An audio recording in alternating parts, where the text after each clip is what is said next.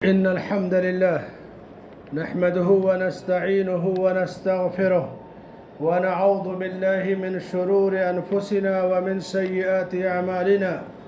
من يهده الله فلا مضل له ومن يضلل فلا هادي له، وأشهد أن لا إله إلا الله وحده لا شريك له، وأشهد أن محمدًا عبده ورسوله. أما بعد، يا أيها الذين آمنوا اتقوا الله حق تقاته ولا تموتن إلا وأنتم مسلمون. يا أيها الناس اتقوا ربكم الذي خلقكم من نفس واحدة وخلق منها زوجها وبث منهما رجالا كثيرا ونساء، واتقوا الله الذي تساءلون به والأرحام إن الله كان عليكم رقيبا. يا أيها الذين آمنوا اتقوا الله وقولوا قولا سديدا يصلح لكم أعمالكم ويغفر لكم ذنوبكم، ومن يطع الله ورسوله فقد فاز فوزا عظيما. وقال النبي صلى الله عليه وسلم: خير الناس من طال عمره وحسن عمله. رواه الترمذی. معزز حضرین جمعہ، عزیزوں اور دوستوں، بزرگوں اور بھائیوں، انسان کی زندگی میں مختلف مراحل، مختلف ادوار آتے ہیں، اور کوئی لمبی عمر پاتا ہے، کوئی کم عمر پاتا ہے۔ لمبی عمر پانا یہ کوئی بہت بڑی خوش نصیبی نہیں ہے اگر عمل کے ساتھ نہیں ہے تب، اور اگر عمل کے ساتھ لمبی عمر پایا تو وہ خوش نصیب ہے۔ سنن ترمذی میں اللہ کے نبی صلی اللہ علیہ وسلم فرماتے ہیں کہ لوگوں میں بہترین شخص وہ ہے جس کی عمر لمبی ہو اور اعمال اچھے ہوں۔ اسی لیے صرف لمبی عمر کی دعا نہیں کرنی چاہیے، بلکہ لمبی عمر کے ساتھ حسن عمل کی توفیق اللہ سے مانگنی چاہیے۔ امام حسن بصری رحمہ اللہ کہتے ہیں کہ ادرکت اقواما كانوا على اوقاتهم اشد منكم حرصا على دراہمکم ودنانیرکم، کہ میں نے کچھ ایسے لوگوں کو دیکھا کہ جس طرح تم روپیہ، پیسہ، سونا چاندی اور درہم و دینار کو سمیٹ کر کے بچا کے رکھتے ہو اور اس کی قدر کرتے ہو، وہ اپنے وقت کی قدر اس سے بھی زیادہ کیا کرتے تھے۔ ان کے نزدیک وقت روپے، پیسے، سونے چاندی، درہم و دینار سے زیادہ قیمتی تھا۔ اللہ کے نبی صلی اللہ علیہ وسلم فرماتے ہیں: نعمتان مغبون فیہما کثیر من الناس، الصحت والفراغ. رواہ البخاری. کہ دو نعمتیں اللہ کی ایسی ہیں جن نعمتوں کا اکثر لوگوں کے یہاں سے ان نعمتوں کا غبن ہو جاتا ہے۔ غبن کسے کہتے ہیں؟ آپ کے پاس کوئی جائیداد پراپرٹی ہو، خوب بڑھتا ہوا کاروبار ہو، کہیں سے خسارہ ہو جائے، کہیں سے کوئی لوٹ لے جائے، کوئی گھپلا مار دے تو کہیں گے غبن ہو گیا۔ اللہ نے صحت و تندرستی دی اور وقت دیا، اور اس کا صحیح استعمال کوئی نہ کرے تو اتنا بڑا غبن اور گھوٹالہ ہے کہ اس کی بھرپائی نہیں ہو پائے گی۔ اور بہت زیادہ لوگ ہیں جن کے پاس یہ دونوں نعمتیں ہیں، لیکن ان نعمتوں کا غبن اور گھوٹالہ ہوتا ہے۔ علامہ ابن الجوزی رحمہ اللہ فرماتے ہیں کہ میں نے اکثر لوگوں کو دیکھا کہ جب رات لمبی ہوتی تو قصے، کہانی اور فضول چیزوں میں گزار کر کے رات گزارتے، اور دن لمبا ہوتا تو ایسی صورت میں وہ بلا فائدہ گفتگو کیا کرتے تھے۔ اس دور کے مشہور عالم اور فقیہ علامہ ابن عثیمین رحمہ اللہ کہتے ہیں، سورہ الکہف کی تفسیر میں لکھا ہے انہوں نے کہ اذا رأیت وقتک یمضی وعمرک یذہب وانت لم تنتج شیئا، جب تم یہ دیکھو کہ تمہاری عمر آگے بھاگ رہی ہے، تمہارا وقت ایسے ہی گزر جا رہا ہے، تم کچھ کر نہیں پا رہے ہو، یعنی جو وقت ملا، عمر ملی، تو کچھ رزلٹ آنا چاہیے نا، کچھ نتیجہ تمہیں نہیں مل رہا ہے، یعنی تم کچھ کر نہیں رہے ہو، کوئی فائدہ مند کام تم نہیں کر رہے ہو اور وقت کی برکت کو نہیں پا رہے ہو، تو پھر تم یہ جان لو کہ تم ان لوگوں میں سے ہو جاؤ گے جن کے بارے میں اللہ نے کہا وَلَا تُطِعْ مَنْ أَغْفَلْنَا قَلْبَهُ عَنْ ذِكْرِنَا وَاتَّبَعَ هَوَاهُ وَكَانَ أَمْرُهُ فُرُطًا، آپ اس کی بات ہرگز نہ مانیے جس کے دل کو ہم نے اپنے ذکر سے غافل کر دیا ہے اور وہ اپنی مرضی سے زندگی گزارتا ہے، اس کا ہر معاملہ ایسے افراط و تفریط کا ہے، ایسے کی بات نہ مانیے۔ تو جب کوئی شخص یہ دیکھے کہ اس کی صبح و شام یوں ہی ہو رہی ہے، وہ اپنے وقت کا استعمال کر کے، عمر اور صحت کا استعمال کر کے کوئی فائدہ مند کام نہیں کر پا رہا ہے، تو سمجھ لے کہ اس کے دل کو اللہ نے غفلت میں ڈال دیا ہے۔ اسی لیے علامہ ابن قیم رحمہ اللہ کہتے تھے اضاعت الوقت اشد من الموت، وقت کی بربادی موت سے زیادہ خطرناک ہے۔ کیوں ایسا ہے؟ ایسا اس لیے کہ موت تمہیں صرف دنیا اور تمہارے اہل و عیال سے کاٹ دے گی، موت آئے گی، دنیا ختم ہو جائے گی، بیوی بچوں سے محروم ہو جاؤ گے۔ لیکن اگر وقت کی بربادی تمہارے اندر ہے تو ایسے صورت میں تم اللہ سے بھی کٹ گئے، آخرت سے بھی محروم ہو گئے۔ تم جب جاؤ گے رب سے ملو گے اور دنیا میں وقت کا استعمال کر کے تمہارے پاس اعمال نہیں ہے تو تم کتنے افسوس میں رہو گے۔ تو کہتے تھے کہ وقت کی بربادی یہ موت سے بھی زیادہ خطرناک ہے، اور جب موت آتی ہے وَلَن يُؤَخِّرَ اللَّهُ نَفْسًا إِذَا جَاءَ أَجَلُهَا وَاللَّهُ خَبِيرٌ بِمَا تَعْمَلُونَ۔ میرے بھائی اور دوستو، آج اللہ نے ہمیں وقت بھی دیا، صحت بھی دی، نعمت بھی دی۔ جب سے یہ موبائل ٹیکنالوجی، سوشل میڈیا وغیرہ کا دور آیا، واٹس ایپ، فیس بک، سنیپ چیٹ، ٹویٹر اور ساری چیزیں، ہر آدمی صرف جائزہ لے لے کہ اپنے وقت کا استعمال مفید اور صالح کاموں کے لیے کتنا کرتا ہے۔ اسی حال میں جب وہ رب سے ملے گا تو کیا اس کے یہ حرکتیں، یہ جو ٹائم پاس اپنے ہاتھوں میں لے رکھا ہے، کیا یہ چیزیں کام آئیں گی؟ کچھ لوگ ہیں جو اسی ٹیکنالوجی سے وقت کا صحیح استعمال کرتے ہیں، اور جہاں اسلام پر حملے ہوتے ہیں وہیں اسی ٹیکنالوجی سے اسلام کا دفاع کرتے ہیں، سنت کا دفاع کرتے ہیں۔ وہ ہے وقت کا صحیح استعمال۔ مسند احمد میں ایک بڑی مشہور حدیث، ایک مثال آپ لیجئے کہ اللہ کے نبی صلی اللہ علیہ وسلم نے وقت کا استعمال تربیت کے معاملے میں کیسے کیا ہے۔ اس روایت کو شیخ البانی رحمہ اللہ صحیحہ میں ذکر کیا ہے، اور مسند احمد کی حدیث سے حضرت انس رضی اللہ عنہ اس کے راوی ہیں۔ انس رضی اللہ عنہ کہتے ہیں کہ اللہ کے نبی صلی اللہ علیہ وسلم کے پاس ایک مرتبہ بحرین سے ایک وفد مدینہ آیا۔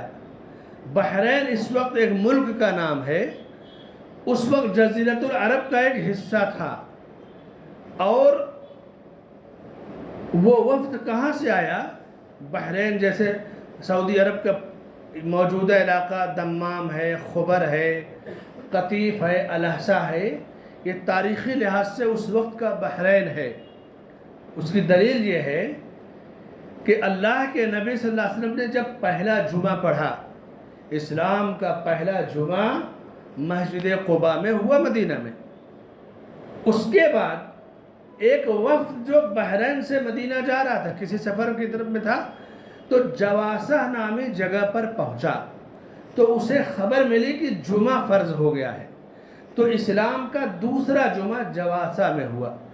جواسہ سعودی عرب کا جو موجودہ علاقہ الاحسا حفوف ہے، وہاں پر ایک علاقے کا نام ہے، آج بھی وہ مسجد، وہ جگہ موجود ہے جہاں دوسرا جمعہ ہوا تھا۔ آبادی نہیں ہے تو پورے علاقے کو بلدیہ نے گارڈن کے طور پہ بنا لیا، اور چھوٹی سی مسجد موجود ہے۔ میں سمجھتا ہوں کہ آپ کی یہ جو مسجد ہے نا، مورواڑی پونا کی، کم و بیش اتنی ہی بڑی۔ اسلام کا دوسرا جمعہ وہاں فرض ہوا. وہ علاقہ بحرین میں تھا. کہتے ہیں اہل علم کی بحرین میں جب وہ وفد پہنچا جواسہ میں تو اطلاع ملی کہ جمعہ فرض ہو گیا تو دوسرا جمعہ ادا کیا گیا. یہاں سے مدینہ کم و بیش 1500 کلومیٹر ہے. جتنا یہاں سے آپ کا بنارس لکھنؤ گورکھپور ہے نا یا بنگلور وغیرہ دلی 1500-1600 کلومیٹر بحرین سے مدینہ ہے. اس وقت وفد کیسے جاتے تھے؟ اونٹ پر، گھوڑے پہ، خچر پہ، پیدل، یہی سواری تھی. اب سوچئے کہ 1500-1600 کلومیٹر دور سے چل کر کے ایک وفد جس میں 10 20 25 50 100 تک لوگ رہتے تھے یہ مدینہ پہنچا. اللہ کے نبی صلی اللہ علیہ وسلم کی خدمت میں حاضر ہوا. اسلام پہنچ چکا تھا لیکن نبی سے براہ راست ملنے کی تمنا تھی، دین سیکھنے کی تمنا تھی، معلومات کی تصدیق کی تمنا تھی. پہنچا یہ وفد کی مہمان نوازی وغیرہ کی گئی. آپ صلی اللہ علیہ وسلم نے وفد کے پاس ایک پانی کا ایک برتن منگوایا. وفد مجمع میں بیٹھا ہے، پانی منگوایا. تربیت دیکھیے، وقت کا صحیح استعمال دیکھیے. آپ نے وفد کے سامنے وضو کے لیے پانی منگوایا اور وضو کرنا شروع کر دیا. وفد کے لوگ بیٹھے ہوئے ہیں، آپ کا وضو دیکھ رہے ہیں. یہ ہے پریکٹیکلی تعلیم. اللہ کے نبی صلی اللہ علیہ وسلم کبھی کبھی مشق کر کے پریکٹیکل تعلیم دیتے وضو کی، اور کبھی نماز کی بھی تعلیم ممبر پر دیتے. سجدہ کرنا ہوتا تو نیچے اتر جاتے، باقی ساری تعلیم پریکٹیکل طور سے نماز کی دیتے تھے. وفد کے سامنے جب آپ نے وضو کرنا شروع کیا تو وفد کے لوگ دیکھ رہے ہیں وضو کر رہے ہیں کہ آپ وضو کر رہے ہیں. وضو کا پانی جو آپ کا استعمال شدہ پانی نیچے گر رہا ہے. وفد کے کچھ لوگوں نے اپنا ہاتھ نیچے لگایا آپ کے، اور وہ بچا ہوا اور استعمال شدہ پانی ہاتھوں میں لیا اور چہرے اور جسم پر ملنا شروع کر دیا. آپ نے کچھ کہا نہیں ان سے. یہ تربیت، وقت کا استعمال، برمحل گفتگو. جب وضو سے فارغ ہو گئے صحابہ کرام دیکھ رہے ہیں کہ یہ لوگ غلط کر رہے ہیں، یہ طریقہ سنت کے خلاف ہے، لیکن کسی نے ٹوکا نہیں. کیوں نہیں ٹوکا؟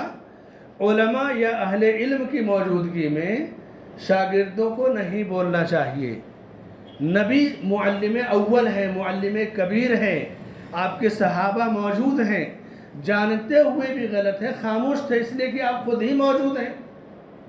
جب وضو سے فارغ ہو گئے تو آپ نے وفد کے لوگوں کو ڈانٹا پھٹکارا نہیں، سوال کیا ما حملکم علی ذالک، یہ بتاؤ کہ تم نے ایسا کیوں کیا؟ میں وضو کر رہا ہوں، تم ہاتھ نیچے کر کے وضو کا پانی لے کے چہرے اور جسم پر مل رہے ہو، ایسا کیوں کیا تم نے؟ ان لوگوں کی نیت سچی تھی، ارادے نیک تھے، معلومات درست نہیں تھی.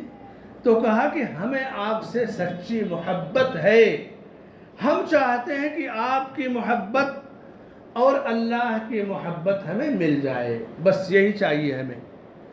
تو آپ صلی اللہ علیہ وسلم نے پھر بھی انہیں ڈانٹا پھٹکارا نہیں.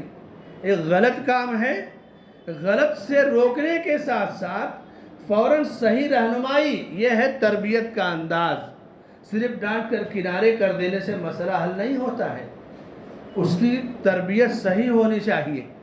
آپ نے کہا ٹھیک ہے، تمہیں یہی چاہیے نا کہ اللہ اور اس کے رسول کی محبت مل جائے.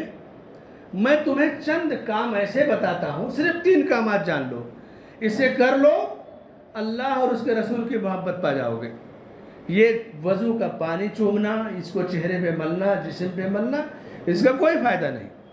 آج بھی بہت سارے لوگ مدینہ جائیں گے، مسجد نبوی شریف کے پاس اللہ کے نبی صلی اللہ علیہ وسلم کی قبر کی زیارت کریں گے تو قبر کی جالیوں کو ہاتھ سے چھو کر چومیں گے. حالانکہ قبر کی جالیوں تک کسی کا ہاتھ نہیں پہنچتا ہے. ایک جالی ہے، اس جالی کے بعد ایک دیوار ہے، پھر اس دیوار کے بعد ایک اور بڑی دیوار ہے، اور چاروں طرف سے وہ پیک ہے، اس کے بعد وہ قبر ہے. قبر تک کوئی نہیں پہنچ پاتا ہے. دور سے آپ صرف دیکھیے جالیاں دیواروں پر دیواریں. اللہ کے نبی صلی اللہ علیہ وسلم نے جب دعا کی اللہم لا تجعل قبری وثنا یعبد، اے میرے رب میری قبر کو بت نہ بننے دینا کہ پوجا کی جائے۔ علامہ ابن قیم رحمہ اللہ کہتے ہیں فاستجاب رب العالمین دعاءہ وأحاطہ بثلاثة الجدران، اللہ نے آپ کی دعا قبول کر لیا اور آپ کی قبر کو 3 دیواروں سے گھیر دیا ہے۔ اس کے باوجود لوگ قبر کی طرف، گنبد کی طرف ہاتھ اٹھا کے چہرے پہ ملے گے جسم پر، اس کا کوئی فائدہ نہیں ہے۔ فائدہ کس میں ہے؟ نبی نے جو عمل بتایا اس کو کرنے میں۔ کیا بتایا اس وقت کو؟ کہا تمہیں یہی چاہیے کہ اللہ اور اس کے رسول کی محبت، میں اس کا راستہ بتاتا ہوں۔ وقت کا، زندگی کے ایک لمحے کا صحیح استعمال۔ آپ نے فرمایا پہلی چیز پوری زندگی میں تم رکھ لو اپنے ساتھ، یقینی طور سے اللہ کی محبت پا جاؤ گے۔ وہ کیا ہے؟ صدق الحدیث، گفتگو میں ہمیشہ سچ بولو۔ کتنی آسان سی چیز ہے، کوئی مشکل کام نہیں ہے۔ سچائی کو زندگی بھر آدمی اپنے دامن میں سمیٹ لے گی، کبھی وہ جھوٹ بولے ہی نہیں، اور جھوٹ نہیں بولے گا، سچ بولے گا تو اللہ کے نزدیک وہ صدیقین اور سچے لوگوں کی فہرست میں ہو جائے گا، اور صدیقین کو اللہ کی محبت مل جائے گی۔ آج ہم گن نہیں سکتے کہ ہم کتنا جھوٹ بولتے ہیں۔ تاریخ میں، پوری تاریخ میں یہ بات دشمنوں کے دشمن تلاش کر کے تھک گئے، نہیں پائے اور نہیں پائیں گے کہ اللہ کے نبی صلی اللہ علیہ وسلم زندگی بھر میں آپ نے کبھی ایک جھوٹ نہیں بولا۔ یہ ہے آپ کی شان، یہ ہے آپ کا عمل۔ تو کہا صدق الحدیث، ہمیشہ سچ بولو۔ یا ایہا الذین آمنوا اتقوا اللہ وکونوا مع الصادقین، اے ایمان والو تم اللہ سے ڈرو، سچے لوگوں میں سے ہو جاؤ۔ مذاق میں بھی جھوٹ بولنا جائز نہیں ہے۔ کچھ لوگ لطیفے سناتے ہیں ہنسانے کے لیے، جھوٹ بول کر کے۔ اللہ کے رسول صلی اللہ علیہ وسلم فرماتے ہیں کہ ویل ہے اس کے لیے، ویل، ہلاکت و بربادی ہے اس کے لیے جو جھوٹ اس لیے بولتا ہے کہ لوگوں کو ہنسائے۔ آج مجلسوں میں لطیفہ گوئی ہوتی ہے، آپ دیکھیے سوشل میڈیا پہ لطیفے منتقل کیے جاتے ہیں، علماء کے خلاف لطیفے، مساجد کے خلاف لطیفے، ائمہ کے خلاف لطیفے، بڑے بڑے لوگوں کے خلاف لطیفے۔ جھوٹ بول کر ہنسانے والے پہ اللہ کی لعنت ہے اور اس کے لیے ویل ہے۔ کہا کہ تم زندگی میں ہمیشہ سچ بولو، اللہ کی محبت پا جاؤ گے، اس لیے کہ اللہ سچے لوگوں کو پسند کرتا ہے۔ دوسری بات آپ نے فرمائی کہ تمہیں اللہ کی محبت چاہیے تو دوسرا عمل زندگی میں کر لو۔ وہ کیا ہے؟ وَأَدَاءِ الْأَمَانَةِ، امانت کو ادا کرو۔ امانت رکھ دی جائے اس میں سے خیانت مت کرو۔ امانت 2 طرح کی ہے، ایک مال دولت، یہ امانت ہوتی ہے، ایک بات اور گفتگو جو ہوتی ہے، راز کی بات، یہ بھی امانت ہوتی ہے۔ اللہ کے نبی صلی اللہ علیہ وسلم فرماتے ہیں کہ المستشار و مؤتمن، جس سے مشورہ لیا جائے اس کی حیثیت امانت دار کی ہوتی ہے۔ جس طرح مال دولت سنبھال کر رکھنے کی ذمہ داری ہے، اسی طرح بات جو راز کی ہے اس کو بھی امانت کے طور پہ سنبھال کر رکھنا یہ ذمہ داری ہے، اور یہ امانت ہے۔ اور اللہ کے دین کی امانت سب سے بڑی، یہ قرآن امانت ہے، یہ پورا دین امانت ہے۔ اگر دین میں امانت داری برتی جائے کہ جتنا اللہ نے، اللہ کے رسول صلی اللہ علیہ وسلم نے اور صحابہ کرام سلف صالحین نے بتایا وہ ہمارے لیے کافی ہے۔ اگر دین میں امانت داری برتی جائے تو ساری بدعتیں ختم ہو جائیں گی، سارا شرک ختم ہو جائے گا، اس لیے کہ ایمان امانت ہے، شرک خیانت ہے، توحید یہی امانت داری ہے، اور کفر و شرک خیانت ہے۔ سنت اور سنت پر عمل کرنا یہ امانت ہے، بدعت اور بدعتوں کو فروغ دینا یہ خیانت ہے۔ اور پھر ایک تو شرعی لحاظ سے یہ چیز ہوئی، سماجی لحاظ سے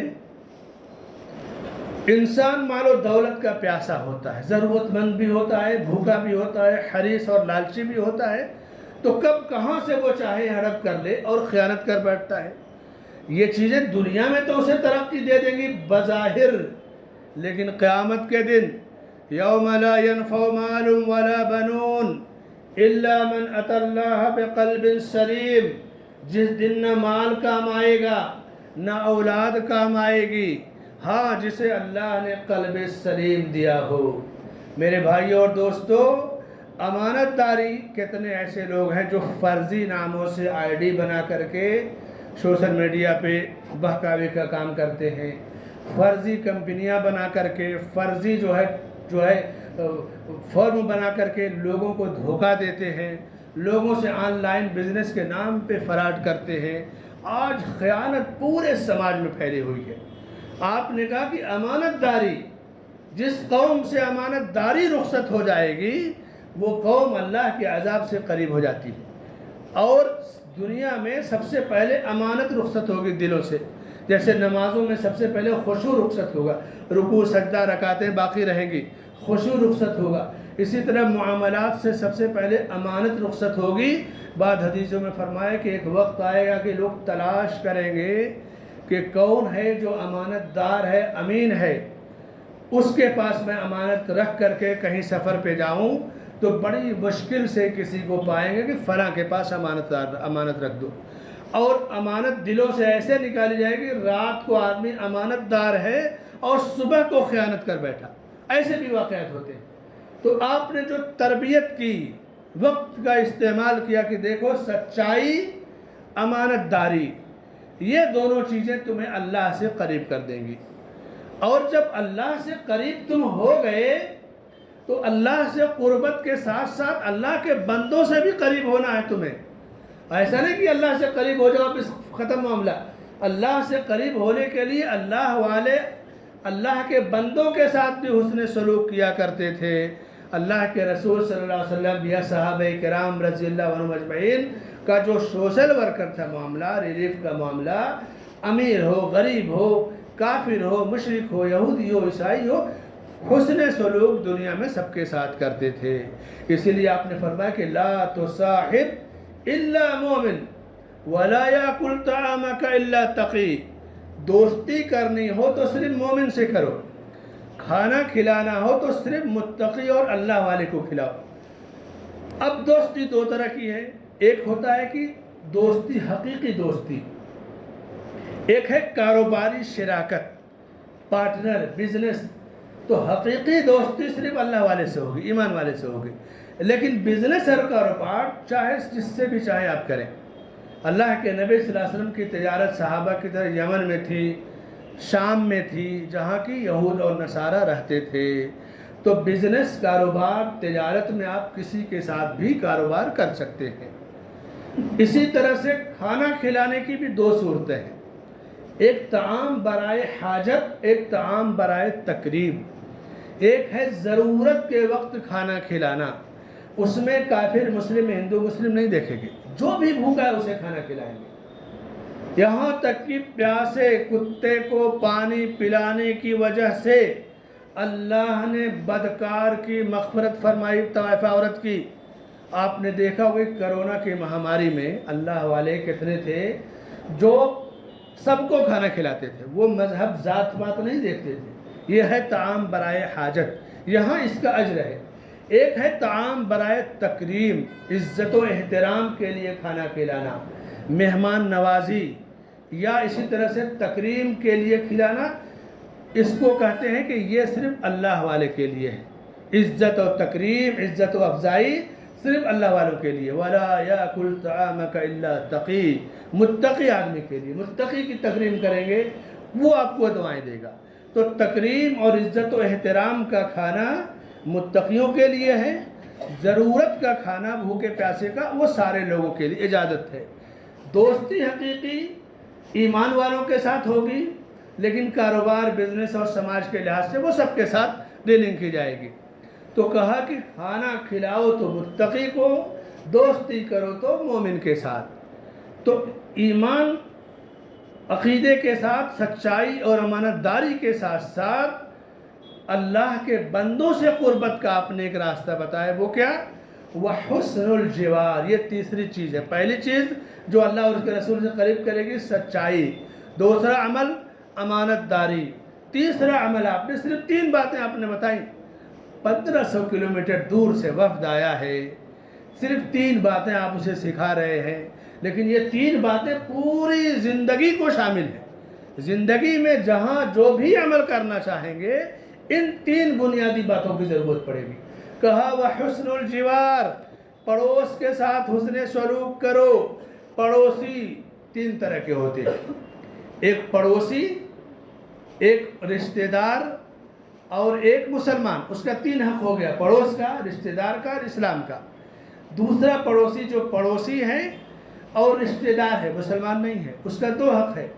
ایک صرف پڑوسی ہے، نہ تو مسلمان ہے نہ رشتہ دار، صرف پڑوسی ہے۔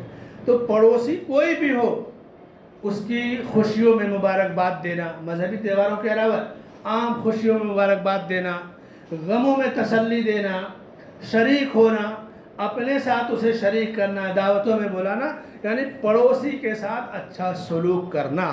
پڑوس کوئی بھی ہو، پڑوس کے ساتھ اچھا سلوک، یہ اسلام کی تعلیم و تربیت ہے۔ تو میرے بھائی اور دوستو، یہ بنیادی چیزیں آپ دیکھیے کہ کم وقت میں زیادہ عمل آدمی کیسے کر سکتا ہے۔ یہ اعمال جو آپ نے بتائے، اس کے لیے آپ کو کہیں کورس کرنے کی ضرورت نہیں ہے، اس کے لیے آپ کو کہیں ڈپلومہ کی ضرورت نہیں ہے، صرف زندگی میں جہاں جیسا موقع آئے اس کو نافذ کر دیجئے۔ سچائی، امانت داری، پڑوس کے ساتھ حسن سلوک۔ اللہ کے نبی صلی اللہ علیہ وسلم کے زمانے میں 2 عورتوں کا معاملہ پیش کیا گیا خدمت میں۔ ایک عورت دن میں روزہ رکھتی، نفلی روزہ رکھتی تھی، فرائض کے علاوہ ہمیشہ روزے سے رکھتی، زیادہ تر روزہ رکھتی، رات کو تہجد پڑھتی تھی، لیکن زبان کی بڑی تیز و ترار تھی۔ پڑوس کے بچوں کو جس کو جو چاہا بول دیا، ڈانٹ دیا، لوگ ہمیشہ گھٹن محسوس کرتے تھے۔ آپ کے سامنے اس کا معاملہ پیش کیا گیا تو کہا کہ یہ جہنم میں جائے گی۔ سوچئے، فرض کے علاوہ نفلی روزہ رکھنے والی، تہجد پڑھنے والی، لیکن پڑوس کو ستانے کی وجہ سے اسے کہا وہ جہنم میں جائے گی۔ دوسری عورت کا جب ذکر کیا گیا کہ وہ فرض روزہ رکھتی ہے، نفلی نہیں رکھتی، فرض نمازیں پڑھتی ہے، راتوں کو تہجد نہیں پڑھتی، لیکن زبان کی بڑی پیاری ہے، پڑوس کے لوگ اس سے گھٹن نہیں محسوس کرتے، اس سے خوشی محسوس کرتے ہیں، خوش ہیں سارے لوگ، تو آپ نے کہا وہ جنت میں جائے گی۔ یعنی عمل کم ہے لیکن بندہ بندوں کو ستاتا نہیں ہے تو اللہ اس سے خوش ہوتا ہے۔ آپ تہجد پڑھنے آؤ، پڑوسی کو ڈسٹرب کر کے آؤ تو میرے بھائیوں اس کا کیا فائدہ ہوگا؟ خاموشی کے ساتھ تہجد پڑھو۔ آپ روزہ رکھو، شام کو بلڈ پریشر ہائی ہو جائے، پڑوس کے بچوں پہ غصہ اتارو، ایسے روزے کی اللہ کو ضرورت نہیں ہے۔ آپ اپنی زبان کو قابو میں رکھیے، پڑوس کے ساتھ حسن سلوک۔ تو وہ وقت جو بحرین سے مدینہ آیا کم و بیش 1 مہینے کا سفر رہا ہوگا، کیونکہ مکہ سے مدینہ 500 کلومیٹر ہے، آپ صلی اللہ علیہ وسلم نے اسے 14 سے 15 دن میں طے کیا تھا۔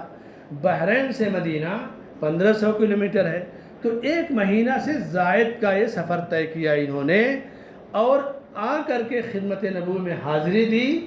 آپ نے ان کے وقت کا کتنا پیارا استعمال کیا، کیسی پیاری تعلیم اور تربیت کی کہ چند باتیں بتائیں مگر پوری زندگی کے لیے وہ کافی تھیں۔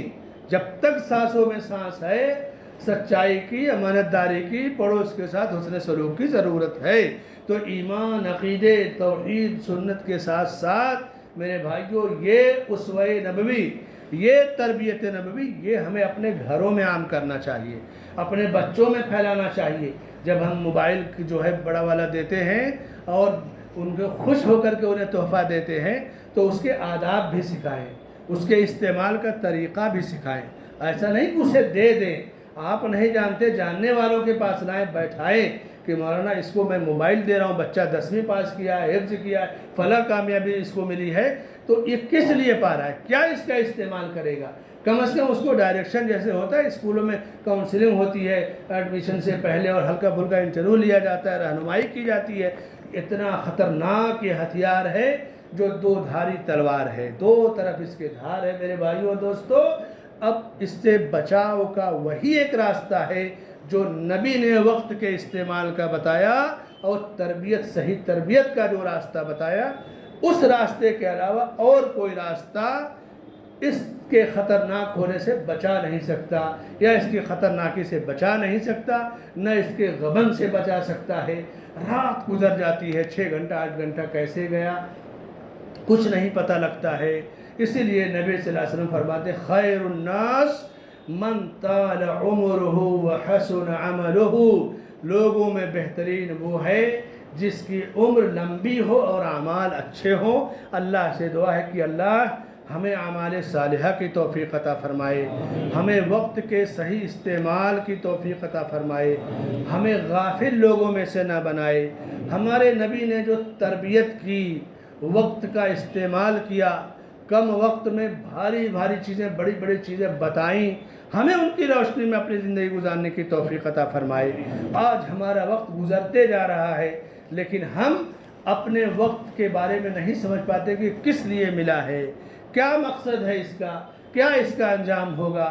اللہ ہمیں حسن عمل کی توفیق عطا فرمائے، ہمارے اعمال صالحہ کو قبول فرمائے، ہماری آل و اولاد کو ہماری آنکھوں کی ٹھنڈک بنائے، اور ہمارے والدین پہ جن کے والدین دنیا سے رخصت ہو گئے، جنت الفردوس میں ان کے درجات بلند فرمائے، جن کے ماں باپ بحیات ہیں انہیں امن و امان اور عافیت نصیب فرمائے، ان پر اپنی رحمت نازل فرمائے، ہماری ماں و بہنوں بیٹیوں کو عفت و پاک دامنی عطا فرمائے، ہمارے نوجوانوں کو با مقصد زندگی کی توفیق عطا فرمائے، آمین۔ بارک اللہ لی ولکم فی القرآن والسنہ واستغفر اللہ لی ولکم ولسائر المسلمین من کل ذنب فاستغفروہ انہ هو الغفور الرحیم۔